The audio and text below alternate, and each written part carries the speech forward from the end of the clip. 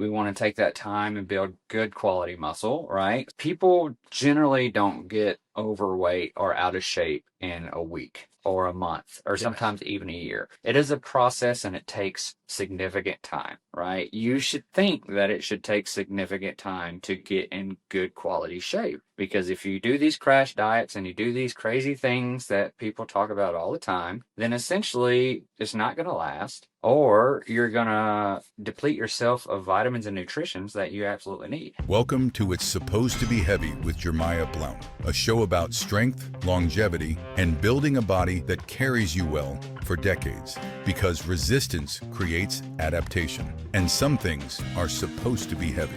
Let's get to work.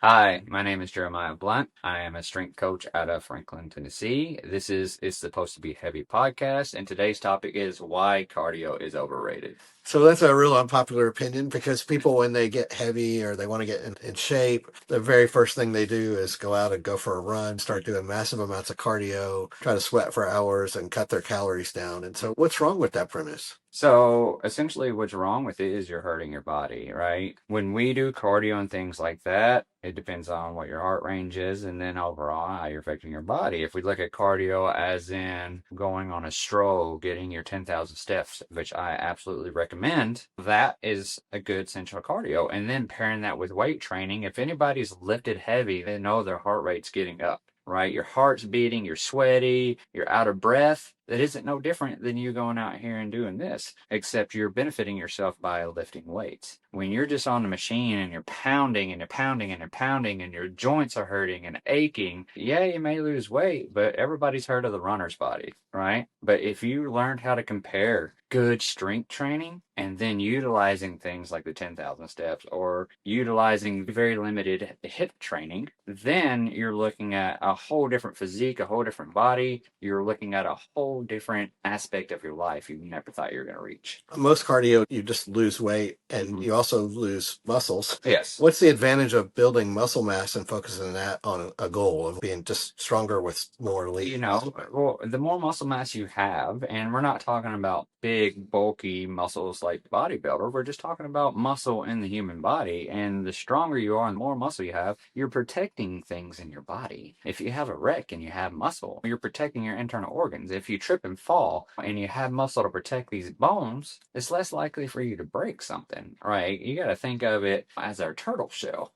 It's protecting our soft insides. But it's more than that. When you have lean muscle mass and you begin to build up more muscle, your body, your metabolism changes. It Absolutely. deals with sugar differently. You can eat differently. Your body recomposes itself. You're changing your overall body composition, right? Because the more muscle we have and the bigger the muscles, the more calories we burn. The more calories we burn and you're managing your nutrition, the more fat you're going to burn, right? And of course, if we burn fat and we have bigger muscles, we're going to look different, right? Because there's a huge difference in body composition and then focusing on the scale, right? People focus on the scale too much and not body composition, and then it's not moving fast enough is unmotivating, right? Everybody stepped on a scale and they've been dieting and then the numbers didn't change and they're like, man.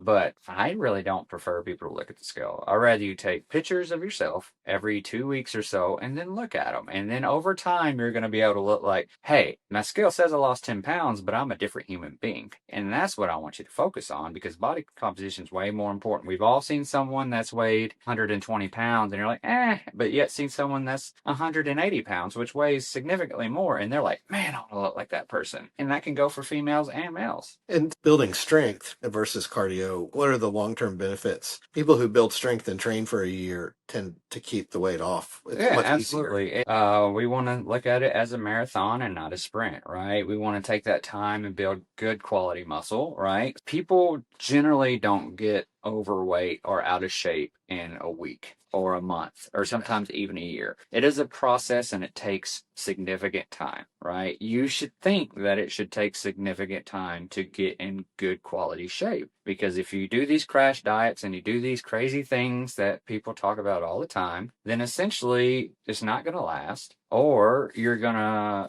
deplete yourself of vitamins and nutrients that you absolutely need. And cardio, especially from the medical community, gets all the credit for heart health. What's that all about? Oh, well, it's just in that cardiovascular range, your heart's bam, bam, bam, bam, bam, bam. a heart's a muscle too. It's working out. There is a little bit difference when you're talking about something along those lines and lifting, but both of them are stimulating. If you're lifting heavy ass weight, especially when it comes to the deadlift and you're pushing, you can talk to most of my clients. Their heart rates are pounding, right? And sometimes we have to take a minute to let it come back down. But the only difference is the length of time that heart is under stress versus the lift, but you're both stimulating, right? It's just with cardio versus muscle building, you're getting a little bit more benefit out of it. Your clients, I've heard you talk about this, but you get clients in the first week or two when they get started with you, and you actually tell them, like, don't worry about your diet, don't worry about cardio. Like, they don't believe you.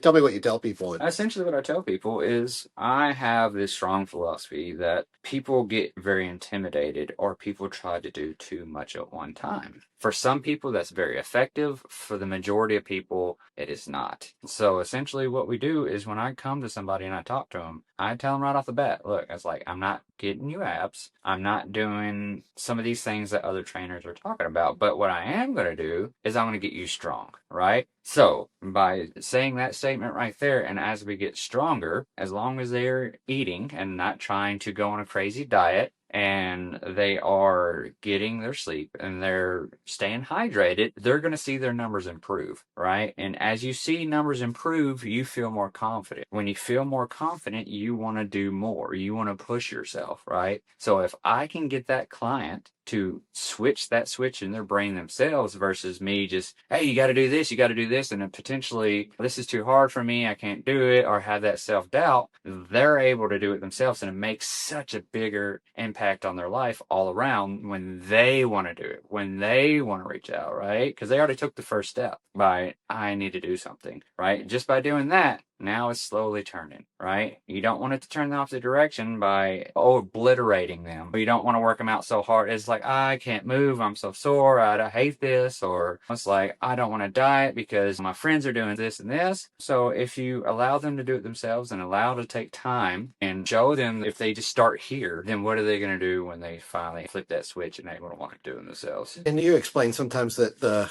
what you try to accomplish in strength training and what your clients do with you. So you're trying to get your brain to signal to your body that it needs to build muscle. And to do that is a very different set of circumstances than what somebody who does cardio does. Explain how that works. Like what people don't understand the connection of how muscle gets built and strength trains. We're stimulating your muscle growth, right? By overloading it.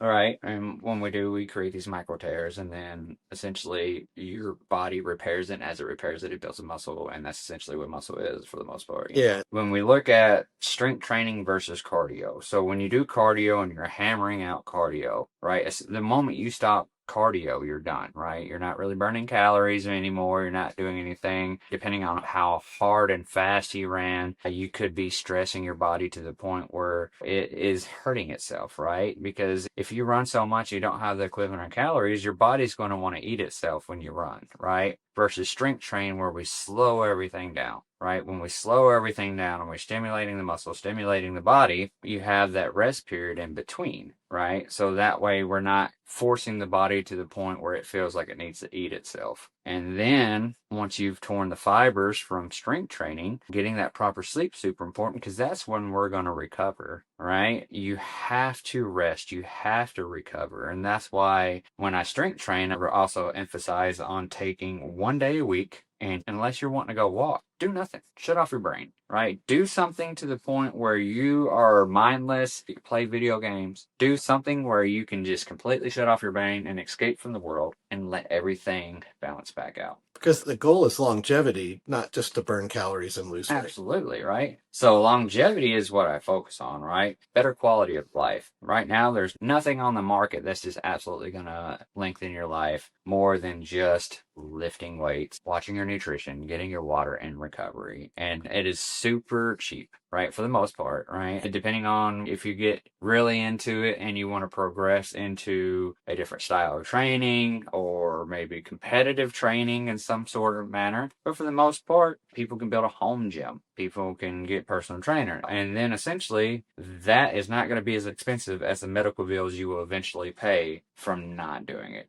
So it's also not true that when you strength train, you do need to do some cardio and get some heart health. But you always tell people to do what? What's your preferred method of cardio? My preferred method of cardio is absolutely getting your steps in, walking on an incline on a treadmill, walking outside. If the weather's nice and you have a wonderful trail, it's just good for the soul, right? We got to look at everything, not just our muscles. You got to look at your mind. You got to look at how you feel as a person, right? And sometimes, just like the weights, life can be super heavy. Finding those little outlets that you can pair what you love and being able to work on your body is absolutely one of the best medicines I could prescribe. So the ideal kind of recipe for somebody to start might be 2 days of strength training with a coach and 10,000 steps a day, or 10,000 steps a day, absolutely, especially when you're looking at somebody that isn't necessarily focusing on dieting, but they are wanting to reduce their calories, right? If they haven't really reduced their calories, they can do a minimum reduction and then get their 10,000 steps a day. And then that way you're looking at an overall reduction because, as we all know, it takes 3,500 calories to lose a pound of fat. If you walk 250 or 10,000 steps, that's 250 calories. You pair that over 7 days, that's 3,500 calories. Bam, that's a pound of fat. so just